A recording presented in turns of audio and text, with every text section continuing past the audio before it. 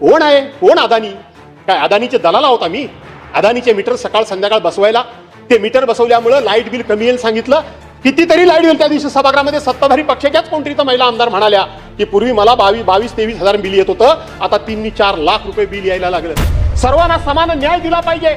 एकाच घरामध्ये जर 4 भावंड असतील तर 2 भावंडांना तुम्ही त्या ठिकाणी बदाम, पिस्ता, खारी खायला देणार आणि दुसऱ्या भावाला साधं अन्न सुद्धा देणार नाही. ते कुटुंब सशक्त कसं असेल? एक अख्खीच्या अख्खी गाडी खाली गेली, 9 माणसं त्या ठिकाणी मेली. परवानच्या दिवशी एक गाडी अख्खीच्या अख्खी खाली गेली, 5 माणसं त्याच कॉर्नरला मेली. 180 मीटर मध्ये 17 स्पीड ब्रेकर आणि 11 रमलर.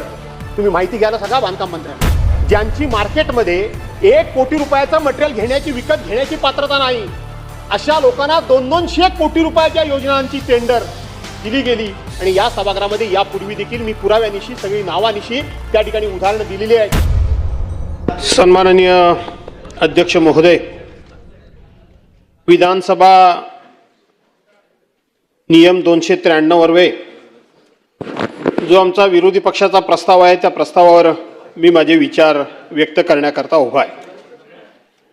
अध्यक्ष महोदय, आमच्या प्रस्तावाची सुरुवातच अशी आहे की राज्यातील विद्यमान सरकार जनतेच्या मूलभूत प्रश्नांवर पूर्णपणे अपयशी ठरले असून विकासाचे दावे केले जात असताना प्रत्यक्षात सर्वसामान्य नागरिकांना रोजच्या जीवनामध्ये गंभीर अडचणींचा सामना करावा लागत असणे, राज्यात महावितरणचा कारभार पूर्णपणे कोलमडला असून ग्रामीण भागात कोणतीही पूर्वकल्पना न देता 8 ते 10 तास अघोषित लोडिंग केलं जाणं, अशा प्रकारचं हे सरकार जनतेला मूलभूत सोयी सुविधा देण्यामध्ये पूर्णपणे अपयशी ठरलंय, अयशस्वी ठरलंय. हा खरा आमचा प्रस्ताव आहे.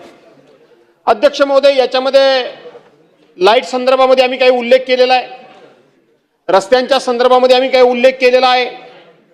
त्या ठिकाणी मीरा भाईंदरमध्ये सत्ताधारी पक्षाकडूनच होत असलेल्या प्रचंड भ्रष्टाचाराबद्दल सुद्धा आम्ही या ठिकाणी उल्लेख केलेला आहे. मुंबई गोवा महामार्ग याच्या संदर्भामध्ये सुद्धा अध्यक्ष महोदय आम्ही या ठिकाणी उल्लेख केलेला आहे. आणि त्याचबरोबर TDR घोटाळा हा कोणकोणत्या शहरामध्ये कसा कसा झाला त्याचा उल्लेख आम्ही स्पष्टपणे प्रस्तावामध्ये केलेला आहे. आणि सरकारकडून त्या संदर्भामध्ये कोणती कारवाई होणार, सरकार आपल्या उत्तरामध्ये या संदर्भामध्ये काय भूमिका घेणार, याची आम्हाला जशी उत्सुकता आहे तशीच पद्धतीनं संपूर्ण महाराष्ट्र राज्याला देखील अध्यक्ष महोदय उत्सुकता आहे. अध्यक्ष महोदय, आज कुठलाही मूलभूत जर तुम्ही प्रश्न घेतला, हो ते काय म्हणणार, 3 कॅबिनेट मंत्री आहेत असं म्हणणार. खरं आहे ते. तर आपण जर मूलभूत कुठला जर विषय घेतला तर पाण्याचा प्रश्न घ्या. अध्यक्ष महोदय, पाण्याचा प्रश्न हे 2021च्या दरम्यान जलजीवन मिशन योजना, 20-21च्या दरम्यान जलजीवन मिशन योजना खूप मोठ्या प्रमाणामध्ये आम्ही काहीतरी करतो आहोत. आणि पहिल्यांदाच केंद्र सरकार राज्य सरकारला ही जलजीवन मिशन योजना ही पहिल्यांदा देशाला स्वातंत्र्य मिळाल्यापासून देते, अशा पद्धतीचा आविर्भाव आणि गाजावाजा करण्यात आला. यापूर्वी केंद्र सरकारच्या अनेक योजना आहेत, त्यांची मी आता नावं घेत नाही, पण त्यावेळेला 90% केंद्र सरकार आपला हिस्सा देत होतं आणि 10% राज्य सरकार किंवा लाभार्थी भरत होते. पण इथं तर फक्त 50%च केंद्र सरकार आपला हिस्सा देत होतं आणि गाजावाजा मात्र मोठा होता. 2024ची लोकसभेची निवडणूक झाली आणि केंद्र सरकारनं कळवून टाकलं की आता आम्ही तुम्हाला या पाणी योजनेकरता पैसेच देणार नाही.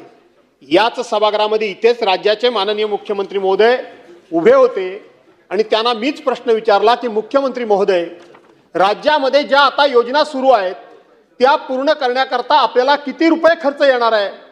माननीय मुख्यमंत्री महोदयांनी सांगितलं की त्या योजना पूर्ण करण्याकरता 60,000 कोटी रुपये आपल्याला खर्च येणार आहे. नंतर एकदा सांगितलं की 40,000 कोटी रुपये खर्च येणार आहेत. या 40,000 कोटी किंवा 60,000 कोटीपैकी केंद्र सरकार किती देणार आहे? आता केंद्र सरकार देणार नाही, ते पैसे आपणच उभे करायचे आहेत, अशा प्रकारचं अधिकृत उत्तर या ठिकाणी मिळालं. आज संपूर्ण राज्यामध्ये पाणी योजनेचा पूर्णपणे बोजवारा उडालेला आहे. पाणी योजनेकरता पैसेच नाहीत आणि पाणी योजना पूर्णपणे त्या ठिकाणी आता बंद झालेल्या आहेत. ज्या पाणी योजना ज्या झाल्या त्याला 18%, 20%, 25% वाढीव दरानं ज्यांनी कोणी मान्यता द्यायची ती दिली, त्यांनी आपलं कमिशन खाऊन ते मोकळे झाले. त्या संदर्भातलं कमिशन मात्र प्रत्येकजण घेऊन मोकळा झाला. त्याचबरोबर ज्यांची मार्केटमध्ये 1 कोटी रुपयाचं मटेरियल घेण्याची, विकत घेण्याची पात्रता नाही, अशा लोकांना 200 कोटी रुपयाच्या योजनांची टेंडर दिली गेली. आणि या सभागृहामध्ये यापूर्वी देखील मी पुराव्यानिशी, सगळी नावानिशी त्या ठिकाणी उदाहरण आणि त्या संदर्भामध्ये पाणी पुरवठा मंत्र्यांच्याकडे हक्कानं बैठक लावून घेतली आणि त्या सगळ्यांची नावं आणि माहिती दिली. बाकी काय होईल ते होऊ द्या, पण माझ्या जिल्ह्याचं सगळं सुरळीतपणे चालवा. स्वतः माननीय मंत्र्यांनी सांगितलं की आपण स्पेशल स्क्वॉड नेमतोय आणि स्पेशल स्क्वॉड नेमून 100% रत्नागिरी जिल्हा हा संपूर्ण महाराष्ट्रामध्ये पाणी योजनेमध्ये मागे राहिला आहे. आपण त्याची चौकशी करू. पण ती बैठक झाली, स्क्वॉड काय गेलं नाही आणि त्याची काही चौकशी झाली नाही. तिसरी गोष्ट रस्ते. रस्ते आज अवस्था काय आहे? आज कालचा पाऊस पडला, हा पाऊस जास्तीत जास्त कोकणामध्ये पडला, इतर भागामध्ये देखील पडला.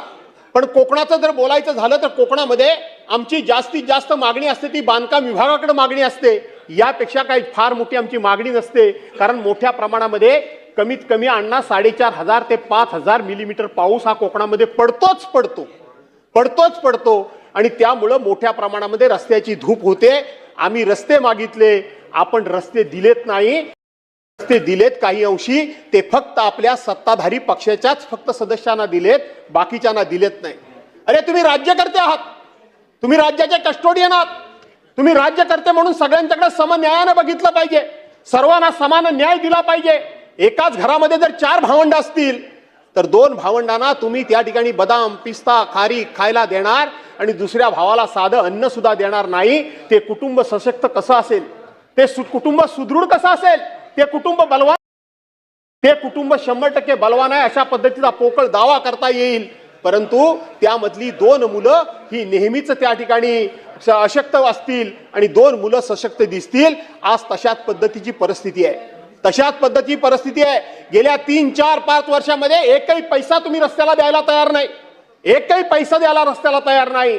मग ते जिल्हा परिषदेचे रस्ते असतील, ते ग्राम विहार असतील, ते ओडीआर असतील, ते MDR असतील, ते स्टेट रोड असतील, नाहीतर आणखीन कुठला मुंबई गोवा हायवे असेल. मुंबई गोवा हायवे 2011 साली सुरू झाला आणि 2011 सालापासून या सभागृहामध्ये प्रत्येक मंत्र्यानं सांगितलंय की आम्ही डिसेंबर 2012ला करू, 13ला करू, 14ला करू, 15ला करू, 16ला करू. आज 2026 आला, आज त्या रस्त्याचा पूर्ण झाल्याचा पत्ता सुद्धा नाही. तो रस्ता पूर्ण झाला नाही. काय आहे रस्ता? त्यानंतरच्या नवीन रस्ते जमीन अक्वायर करून नवीन रस्ते तुम्ही तयार केलेत. कोकणातला मुंबई गोवा हायवे आहे, संपूर्ण महाराष्ट्राला माहिती आहे. हे माझ्या सभागृहाला कळलं पाहिजे की हा मुंबई गोवा हायवे अजिबात नवीन नाही. जो आहे त्या रस्त्याचं फक्त रुंदीकरण आहे, फक्त रुंदीकरण आहे, अजिबात नवीन नाही. नवीन काय आहे तर 3 फक्त डायव्हर्जन काढलेली आहेत.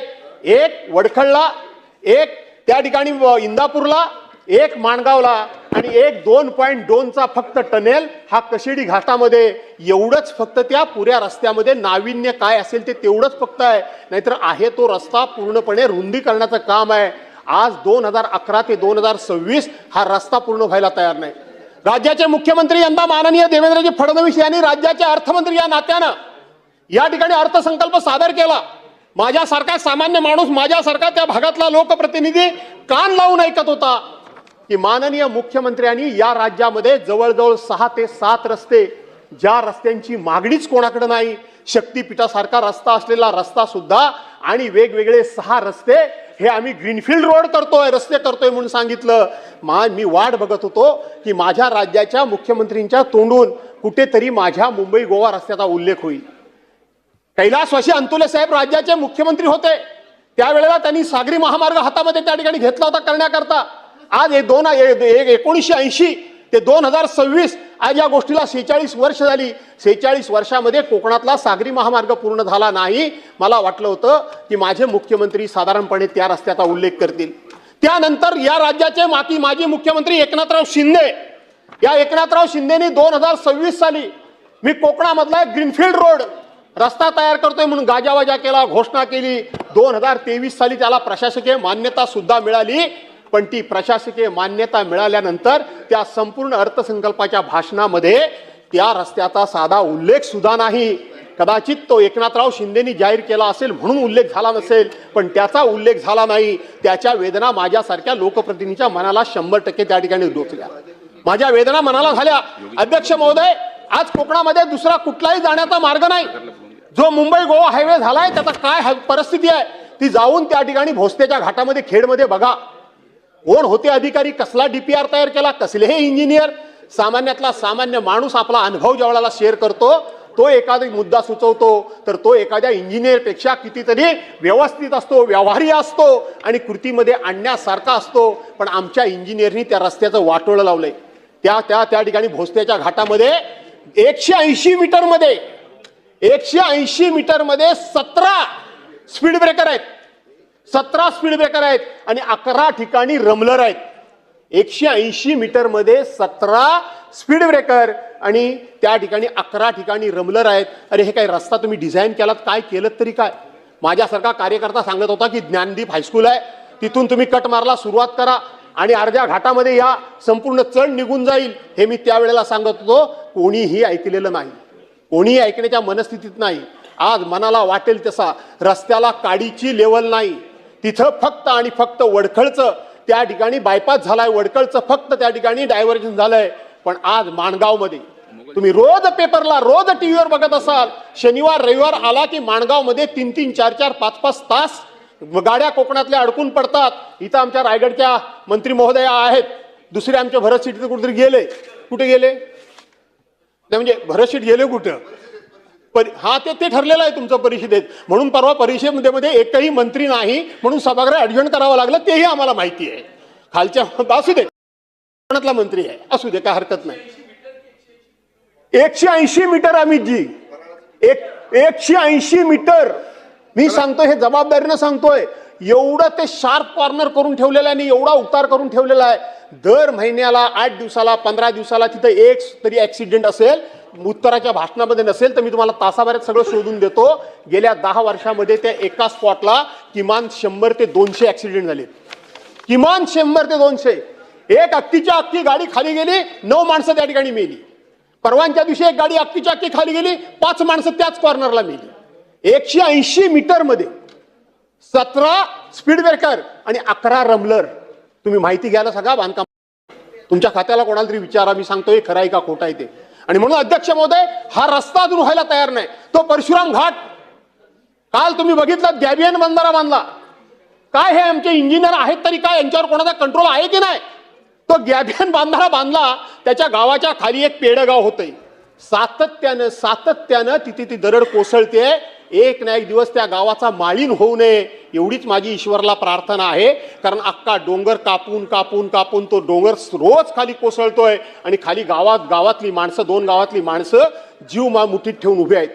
मला आठवत आहे, मी ज्या वेळेला सह्याद्रीला माननीय गडकरी साहेबांनी बैठक घेतली त्यावेळेला त्यांना मी सांगितलं होतं की हा डोंगर तुम्ही कापण्याच्या भानगडीत पडू नका. कारण कोकणाची डोंगराची रचना अशी असते की खाली कातळ असतो आणि त्याच्यावरती माती असते. ज्या वेळेला पाऊस भरपूर पडतो आणि पुन्हा ऊन पडलं तर जमिनीला भेगा पडतात, त्याच्यामध्ये पाणी आतमध्ये जिरतं आणि पाऊस पुन्हा सुरू झाला की वरची माती सरकते, त्याला डोंगर सरकला म्हणून म्हणतात आणि बाकीचा कातळ तसाच खाली असतो. म्हणून खेडला ज्या ठिकाणी चिपळूण आणि खेडची हद्द सुरू होते तिथून तुम्ही ब्रिज टाकायला सुरुवात करा. तिथून ब्रिज टाका. तिथून ब्रिज तुम्ही सरळ कापसाळ गावामध्ये उतरा. आणि आता काय उंच ब्रिज बांधणं हे काय नवीन कौशल्य काय राहिलेलं नाही. कितीतरी टेक्निक आता आपल्याकडे अवेलेबल आहे. गडकरी साहेबांनी ते सगळ्यांच्या देखत मान्य केलं. पण आमच्यातलेच काही विद्वान लोक होते त्यावेळेला, मी एकमेव राष्ट्रवादीचा आमदार असल्यामुळं त्या जिल्ह्यातला, हा काहीतरी सांगतोय ह्याचं काय ऐकताय म्हणून कोणी ऐकलं नाही. आणि आज सुद्धा तो घाट रोज जातोय. काल मी त्याचा फोटो बघितला, गंमत बघितली. बांधारावरती हिरवळ साहेब आणि बांधाऱ्याच्या खालून पाणी, इतकं पाणी धो धो धो धो जातंय. करोड रुपये तुम्ही खर्च करताय पण तो रस्ता काही व्यवस्थित व्हायला तयार नाही. आणि म्हणून तो रस्ता कधी करणार तुम्ही. या ठिकाणी मुख्यमंत्री ग्राम सडक योजनेतनं आम्हाला 1 किलोमीटर पण पैसा द्यायला तयार नाही. तुम्ही बजेटमध्ये आम्हाला PWD कडून 1ही रुपया द्यायला तयार नाही. आज इथं रवींद्र चव्हाण हजर नाही आहेत. हे रवींद्र चव्हाण मंत्री झाले, स्वतः मंत्री झाल्यानंतर याच सभागृहामध्ये मी त्यांना सांगितलं की तुम्ही या, राजकीय मतभेद काही असतील, मी ज्या पक्षामध्ये आहे त्या पक्षाचे सरकार पाडून तुम्ही पक्षाचे मंत्री झालात, हरकत नाही. माझ्या कोकणातला बरेच वर्षानंतर बांधकाम मंत्री झालाय आणि बांधकाम मंत्री झाल्यामुळं कोकणाच्या अपेक्षा वाढल्या आहेत, आमच्या अपेक्षा वाढल्या आहेत. कोकणाकरता काहीतरी करा. मी स्वतः सगळे राजकीय आरोप प्रत्यारोप सहन करून माझ्या लोकांचा रोज घेऊन मंत्री माझ्याकडे लवकर येतोय म्हणून त्यांच्या स्वागताला परशुरामच्या घाटामध्ये मी उभा राहिलो. माझे सहकारी शेखर निकम सुद्धा तिथं होते. मी स्वतः उभा राहिलो. मी त्यांच्या गाडीमध्ये बसलो. माझ्यावर टीका झाली, आरोप झाले, पण माझा हेतू स्वच्छ होता. भल्या माणसानं 2.5 वर्षाच्या या कालावधीमध्ये 1 किलोमीटर सुद्धा रस्त्या डांबरीकरणाला पैसे दिलेले नाहीत. 1 किलोमीटर सुद्धा डांबरीकरणाकरता पैसे दिलेले नाहीत. आज कोकणातल्या रस्त्यांची एवढी वाईट अवस्था आहे, इतकी वाईट परिस्थिती आहे, आणि म्हणून आता तर अधिक वाईट होईल. आणि म्हणून सरकारला माझी विनंती आहे की माझ्यासारखा माणूस संपूर्ण कोकणामध्ये एकमेव विरोधी पक्षाचा आमदार निवडून आलाय. आज सर्व कोकण तुमच्या पाठीशी उभा आहे. माझ्या मतदारसंघामध्ये सुद्धा तुमच्या पक्षाचे लोक नसतील का? तुमच्या विचारांचे लोक नसतील का? तुमच्या आघाडीतले कार्यकर्ते माझ्या मतदारसंघामध्ये नसतील का? पण मी विरोधी पक्षाचा आहे म्हणून माझ्या मतदारसंघामध्ये एकही पैसा द्यायचा नाही. हरकत नाही, जरूर देऊ नका, काही माझ्या मतदारसंघात देऊ नका. शेवटी नियती प्रत्येक गोष्टीचा विचार करेल. पण एका गोष्टीचं भान ठेवा, आयुष्यभर काँग्रेसचं सरकार या राज्यामध्ये आणि या देशामध्ये आहे. काँग्रेसची राजकीय सभ्यता ही विसरू नका, ही विसरू नका. आम्ही निवडून आलो, काँग्रेसवाल्यांच्या कारकिर्दीमध्ये सुद्धा आम्ही याच्यापेक्षा डरकाळ्या फोडत होतो, काँग्रेसवर टीका करत होतो, आरोप करत होतो, झोड उठवत होतो. आमचं त्यावेळेला वय ते तारुण्यामध्ये बहरामध्ये मी असताना कशाचीही मी पर्वा करत नव्हतो. पण काँग्रेसच्याकडे गेल्यानंतर काँग्रेसचे कार्यकर्ते बसायचे, ते मंत्र्यांना सांगायचे की ह्याचं काम करू नका, हा आपल्या पक्षावर टोकाचं तोंड सुख घेतो, हा आपल्या पक्षाच्या कार्यकर्त्यांना खूप मोठा छळतो. मी कोणालाच छळत नाही, पण छळतो असं धरा. काँग्रेसवाल्यांचं उत्तर ऐकून ठेवा. काँग्रेसचे मंत्री म्हणायचे आपण लोकशाही मानतो आणि यांना लोकांनी निवडून दिलेलं आहे, यांनी काम आणलंय ते लोकांचं आणलंय, यांनी व्यक्तिगत काम आणलेलं नाही. आणि म्हणून लोकशाहीमध्ये आपण जे काम करतो निवडून आलेल्या माणसाचं, ते लोकांचं काम करतो, त्याचं काम करायलाच हवं. ही काँग्रेसच्याकडची सभ्यता होती, आपल्या महाराष्ट्राची सभ्यता आहे, ही महाराष्ट्राची सभ्यता आहे. मी सांगितलं होतं याच्यापूर्वी पण कधीतरी एकदाच फक्त मी बोललो होतो. माझ्या 35 वर्षाच्या दीर्घकालीन या राजकीय प्रवासामध्ये संपूर्ण सगळ्या खात्यां मिळून 15 पत्र सुद्धा बदलीची कोणाची नसतील, 5 सुद्धा नसतील. पण जबाबदारीने बोलताना मी 15 बोलेन. जर कोणाकडे गेलो तर विकास कामांकरताच फक्त मी जायचो, यापेक्षा मी कोणाकडे जात नव्हतो. आणि म्हणून तुम्ही सुद्धा हा विचार करा की तुम्हाला सर्वांना न्याय द्यायचा आहे की केवळ सत्ता ही आपलीच आहे आणि आपल्याकरताच राबवायची आहे काय, याचा विचार तुम्ही करा. अध्यक्ष महोदय, या ठिकाणी महावितरणच्या संदर्भामध्ये सुद्धा आम्ही मुद्दा उपस्थित केलेला आहे. अध्यक्ष महोदय, आपण त्या ठिकाणी स्मार्ट मीटर जबरदस्तीनं बसवणार नाही म्हणून आपण सांगितलं. इथंच माननीय मुख्यमंत्री महोदयांना मी प्रश्न विचारला होता आणि त्यांनी देखील मनमोकळेपणे मला उत्तर दिलं होतं की माननीय मुख्यमंत्री महोदय, तुमचे लोक जबरदस्तीनं स्मार्ट मीटर बसवतायत. आमच्या कोकणामधली बहुतांशी घरं बंद आहेत, लोक चाकरमानी म्हणून मुंबई पुण्याकडे आहेत, त्यांची घरं जबरदस्तीनं उघडून त्यांच्या घरामध्ये मीटर बसवतायत. याबद्दल तुमची भूमिका काय? माननीय मुख्यमंत्री महोदयांनी सांगितलं की कोणाच्याही घरामध्ये आम्ही जबरदस्तीनं मीटर बसवून या ठिकाणी आपण ते डिजिटल मीटर बसवलेले आहेत. कोण आहे? कोण? अदानी? काय अदानीचे दलाल आहोत आम्ही? अदानीचे मीटर सकाळ संध्याकाळ बसवायला, ते मीटर बसवल्यामुळं लाईट बिल कमी येईल सांगितलं. कितीतरी लाईट बिल त्या दिवशी सभागृहामध्ये सत्ताधारी पक्षाच्याच कोणतरी तर महिला आमदार म्हणाल्या की पूर्वी मला 22-23 हजार बिल येत होतं, आता 3-4 लाख रुपये बिल यायला असं ते तिथं त्या ठिकाणी सांगत होत्या. आज आपण ते मीटर बसवलेत, लोकांना रिलीफ मिळायच्या ऐवजी लोकांना फार मोठा त्रास होतोय.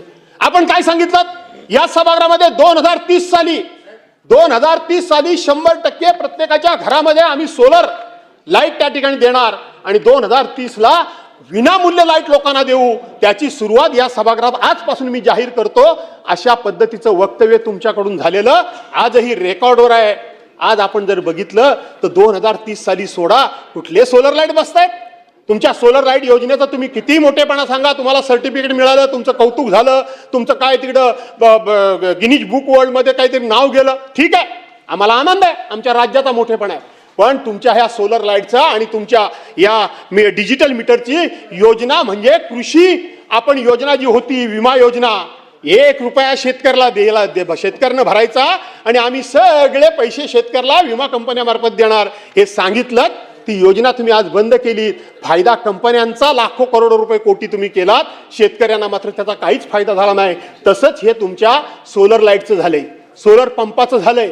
तुम्ही ॲडव्हान्समध्ये पैसे इतके भरून एवढे पैसे लोकांचे गोळा केलेत आणि लोकांना मात्र आता वेळेवर त्या ठिकाणी लाईट मिळत नाही. या मुंबईमध्ये मला आठवतंय, या मुंबईमध्ये एकदा कधीतरी आम्ही पलीकडच्या बाजूला होतो, एकदा मुंबईमध्ये कधीतरी लाईट गेला होता. जितेंद्रजी तुम्हाला आठवतं काय बघा, एकदा मुंबईमध्ये लाईट गेला होता, हे सभागृह अख्खं दणाणून सोडलं होतं लोकांनी. या सभागृहामध्ये विरोधी पक्षानं त्यावेळेला पाकिस्तानशी संबंध जोडण्यापर्यंत आरोप केले होते आणि चौकशी वगैरे नेमली गेली होती. गेले 2-3 महिने मुंबईमध्ये सुद्धा सारखा लाईट जातोय, ग्रामीण भागामध्ये जातोय तो जातोय, पण मुंबईमध्ये सुद्धा सातत्यानं लाईट जातोय.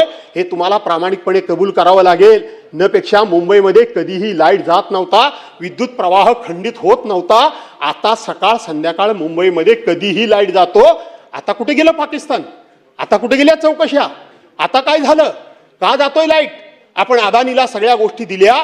टाटाचं पॉवर हाऊस चालू आहे की नाही मला माहित नाही, कारण मुंबईला टाटा लाईट त्या ठिकाणी पुरवत होती आणि म्हणून तोपर्यंत सगळं व्यवस्थितपणे चाललं होतं. आता काय झालं त्याचा विचार तुम्ही सर्वांनी केला पाहिजे. राज्यामध्ये रोजगाराचा प्रश्न पसरत आहे, महिला अत्याचाराचा प्रश्न पसरत आहे, तरुणांची तर भवितव्य तुम्ही सगळे अंधारातच त्या ठिकाणी घालत. रोज तुम्ही पेपर फुटतायत, तुमचे रोज पेपर फुटतायत, रोज पेपर फुटी तुमची सुरू आहे. इकडे ढगफुटी सुरू आहे, इकडे पक्ष फुटाफुटीची सुरू आहे आणि तिकडे तुम्ही पेपर फुटायचं काम चालू आहे. राज्यामध्ये संशय निर्माण झालाय, राज्यामध्ये संशय निर्माण झालाय. हे पेपर नेहमी कसे फुटतात, ही पेपर तपासणारी यंत्रणा, पेपर त्या ठिकाणी काढणारी यंत्रणा आणि त्याचबरोबर आपण प्रत्येक भरती करता प्रायव्हेट एजन्सी नेमलेली आहे. ही प्रायव्हेट एजन्सी काही ठराविक लोकांना फायदे करून देण्याकरता तर हा उद्योग करत नाही ना, हा उद्योग करत नाही ना. गोरगरिबांच्या पोरांना शेवटी न्याय मिळणार नाही. आपल्यालाच फक्त हा त्या ठिकाणी फायदा व्हावा याच्याकरता म्हणून आपण कुठे हा उल्लेख करत नाही ना. याचा विचार करा. शेतकरी आत्महत्या असतील तेच आहे त्या ठिकाणी, अघोषित लोड शेडिंग आहे तेच आहे त्या ठिकाणी अध्यक्ष महोदय.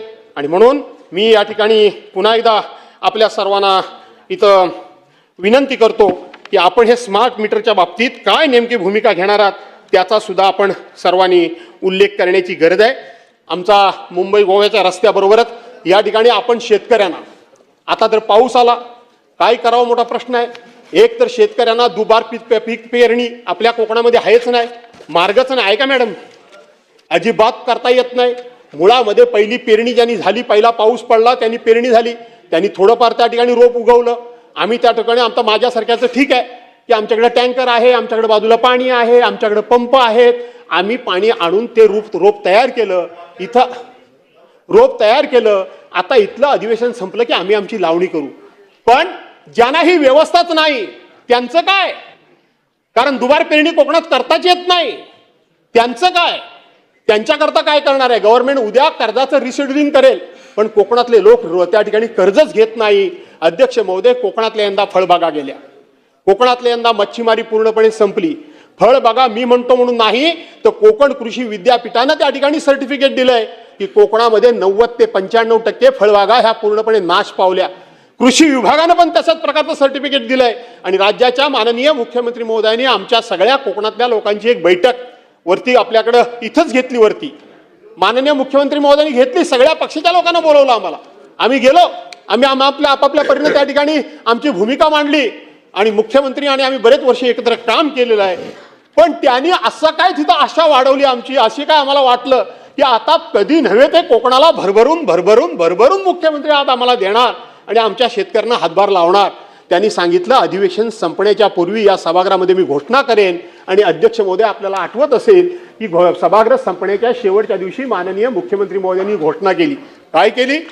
माननीय मुख्यमंत्री महोदयांनी सांगितलं की ज्यांनी विमा उतरलाय त्यांना पैसे मिळतील आणि एनडीआरएफच्या निकषाप्रमाणे त्यांना नुकसान भरपाई मिळेल. मग ती मीटिंग लावलेली कशाला?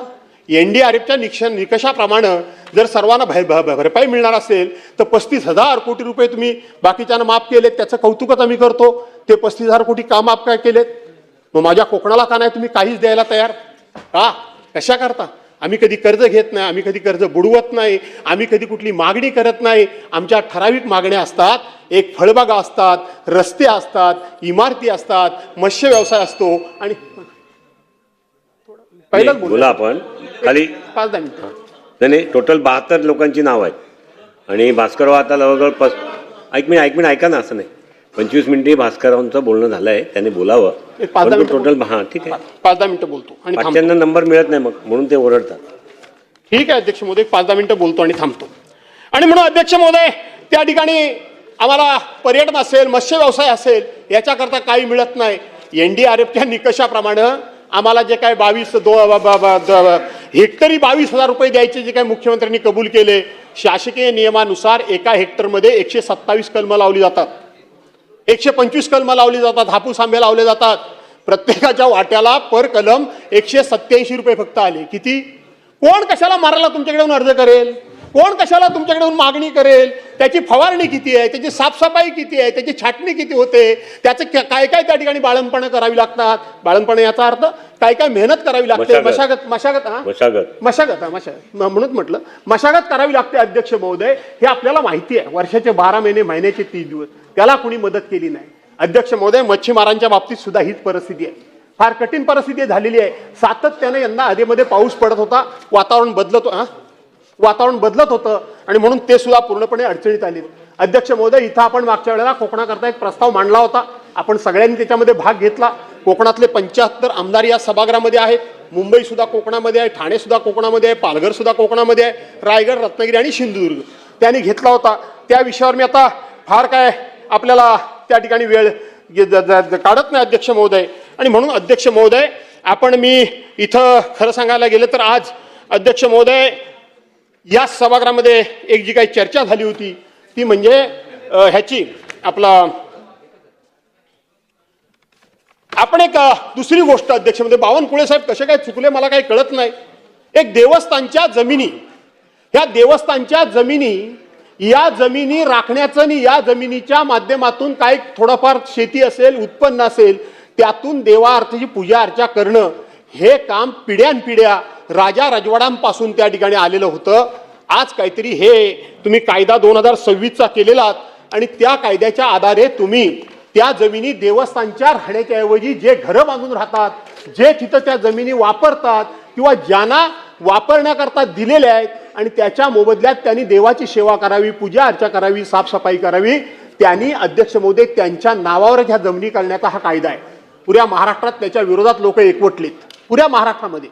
अध्यक्ष महोदय, असं जर आपण केलं तर मूळ देवस्थानचं उत्पन्न आहे ते उत्पन्न बंद होईल.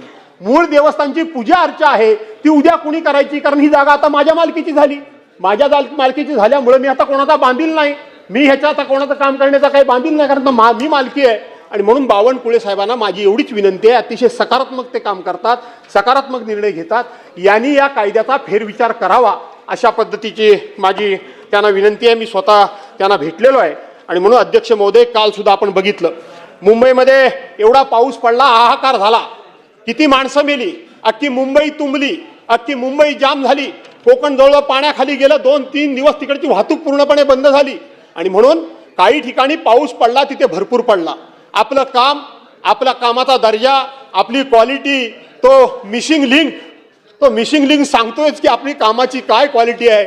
मकरनाबा, कामाची क्वालिटी काय आहे, आपलं काम काय चांगलं आहे, आपलं भाषण काय. आम्ही त्या ठिकाणी फ्रान्सची टेक्नॉलॉजी आणली, आम्ही जपानची टेक्नॉलॉजी आणली, आणि हे फ्रान्सनी जपानची टेक्नॉलॉजी आणली तुम्ही.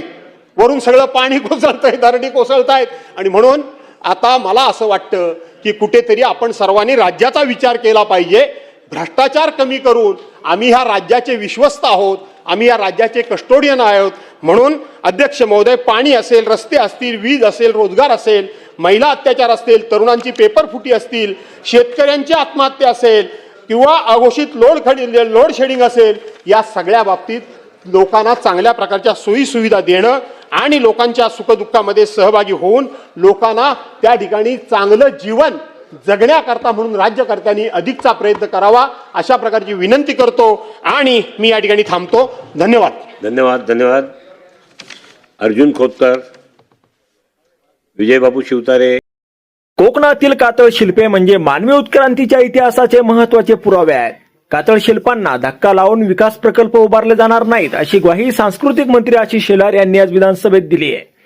विधानसभेत आमदार विठ्ठल लंगे यांनी तारांकित प्रश्न उपस्थित करून कातळ शिल्पांवरील चर्चा उपस्थित केली होती. या चर्चेत आमदार भास्कर जाधव, शेखर निकम, विक्रांत पाचपुते, नाना पटोले यांनी भाग घेतला. कातळ शिल्पे असलेल्या कोकणातील बारसू व अन्य भागांमध्ये विकासाच्या नावाखाली विनाशक प्रकल्प आणले जाणार आहेत. मग कातळ शिल्पांचे अस्तित्व कायम राहतील का असा प्रश्न केला. कोकणातील कातळ शिल्पांचे पूर्ण संरक्षण करूनच भविष्यातील त्या भागातील विकास प्रकल्पांचे नियोजन करण्यात येईल. पुरातत्व खाते आणि राज्य शासनाच्या पुरातत्व विभागाच्या परवानगीशिवाय कोणत्याही प्रकारचा प्रकल्प कातळ शिल्पांजवळ होणार नाही. तसेच या कातळ शिल्पांना कोणत्याही प्रकारचा धोका होणार नाही असं उत्तर आशिष शेलार यांनी दिलंय. यावर तुम्हाला काय वाटतं? तुमचं मत कमेंट बॉक्समध्ये लिहायला अजिबात विसरू नका. धन्यवाद.